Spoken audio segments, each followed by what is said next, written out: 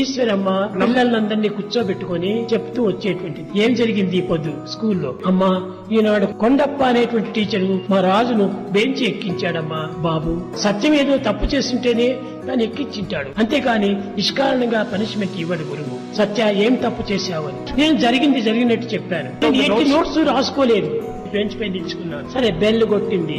అందరు టీచర్స్ వెళ్లిపోయారు. కుర్చీ నుంచి లేస్తుంటే కుర్చీ కూడా ఖర్చుకుంది. అప్పుడు మహబూబ్ ఖాన్ చెప్పాడు, కొండప్ప అతన్ని కూర్చోమని చెప్పు అన్నాడు. సిడౌన్ అన్నాడు. ఇతను లేచినాడు. ఇవంతా ఈశ్వరమ్మకు వచ్చి చెప్తూ ఉండినాడు. నాయన సత్యం, గురువులు కూడా నీవు ఈ విధంగా శిక్షించుకో. ఎట్టి సమయం నందైనా సరియే, ఎట్టి ప్రదేశం నందైనా సరియే, ఎట్టి వ్యక్తితోనైనా సరియే, నువ్వు ద్వేషించు, అందరినీ ప్రేమించు, ఆ ప్రేమని నిన్ను ప్రేమిస్తుంది అని చెప్పింది. ఆనాటి నుంచి నేటి వరకు నేను అందరినీ ప్రేమిస్తున్నాను, అందరూ నన్ను ప్రేమిస్తున్నారు. కనుకనే తల్లి ఎంత సీక్రెట్ అనగా పవిత్రమైన పదాలు మనకు బోధిస్తూ ఉంటారు.